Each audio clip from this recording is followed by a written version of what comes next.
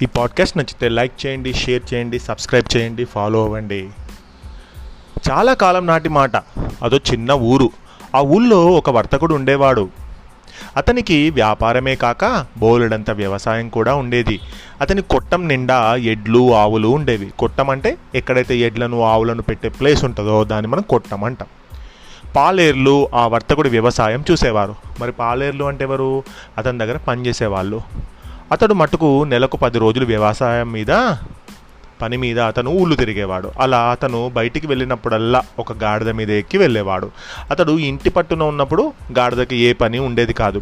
కేవలం అతను బయటికి వెళ్ళినప్పుడు మాత్రమే ఆ గాడిద మీదకి ఎక్కి వెళ్తూ ఉండేవాడు.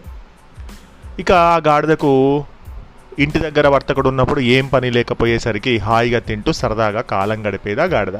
అన్నట్లు ఇంకో సంగతి, ఆ వర్తకుడికి జంతువుల భాష చక్కగా తెలుసు. గాడిద కొట్టం పక్కనే ఎడ్ల కొట్టం కూడా ఉండేది. అందులో ఒక ఎద్దు రోజంతా పొలంలో గొడ్డు చాకిరీ చేసేది. రాత్రి పాలేరు వేసిన గడ్డి ఆవురావురమంటూ తినేసేది. కుడితిపోయగానే తోక ఊపుకుంటూ తాగేసేది.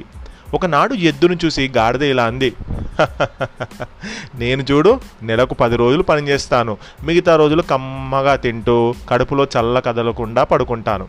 మరి నువ్వో రోజంతా ఒళ్ళు హూనమయ్యే తట్టు బండ జాగరి చేస్తావు అంది. ఏం చేస్తాను, అది నా నుదుటి రాత, నువ్వు నోచుకొని పుట్టావు, అందుకే నిన్ను చూస్తే నాకు అసూయ అంది ఎద్దు. అసూయపడి లాభం లేదు, బతకడం నేర్చుకో, నేను చెప్పినట్టు చెయ్యి.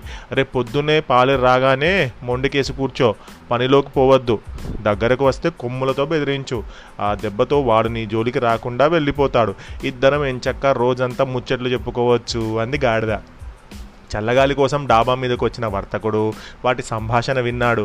ఓహో, ఈ రెండు ఈ విధంగా ప్లాన్ చేసుకున్నాయా అని అనుకున్నాడు. మర్నాడు పాలేరు వచ్చి తట్టితే ఎద్దు లేవలేదు. పైగా అతన్ని కుమ్మి అవతల పడేసింది. లబోదిబోమంటూ వాడు వర్తకుడి దగ్గరకు వెళ్ళి జరిగిన విషయాన్నంతా చెప్పాడు. ఏం చేస్తాం, ఆ ఎద్దు మొండికేస్తే దాన్ని లొంగదీయడం మన తరం కాదు కదా. ఇవాళకి ఎద్దుకు బదులు గాడిదని తీసుకెళ్ళి పనంతా దాంతో చేయించు అన్నాడు వర్తకుడు చెప్పినట్టుగానే పాలేరు గాడిదను పొలానికి తీసుకొని వెళ్ళాడు. రోజంతా దానితో పొలం దున్నించాడు. మధ్యలో అది మొరాయిస్తే చర్మం ఊడి వచ్చేటట్టు కొట్టాడు. రోజంతా పొలంలో పనిచేసిన గాడిదకు నీరసం ముంచుకొచ్చింది. ప్రాణం పోతుందేమోనని భయం కూడా వేసింది. సాయంత్రం పాలేరు గాడిదను తీసుకొచ్చి కొట్టంలో కట్టేశాడు. గాడిదకు పాపం ఒళ్ళంతా పచ్చి పుండులా తయారైంది. ఎప్పుడు పని చేయలేదు కదా అది. పొలానికి వెళ్ళి పనిచేసేసరికి దాని ఒళ్ళంతా హూనమైపోయింది. కాస్త కమ్మగా తిని పడుకుంటే తెల్లవారేసరికల్లా మామూలుగా అవుతాననుకున్న దాని ఆశ నిరాశ అయ్యింది. రోజు ఇచ్చే రుచికరమైన మేతగాక ఎడ్లకు వేసే నాసిరకం మేతను దానికి వేశాడు.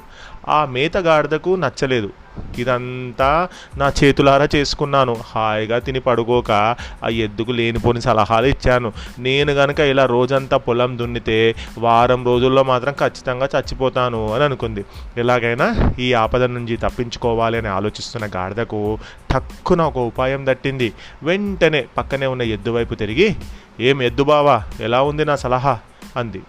గాడిద బావా, నీ బుర్ర తీసుకెళ్ళి మ్యూజియంలో పెట్టవచ్చు, రోజంతా కమ్మగా తింటూ హాయిగా పడుకున్నాను, నీకు జీవితాంతం రుణపడి ఉంటాను అంది ఎద్దు ఎంతో ఆనందంగా.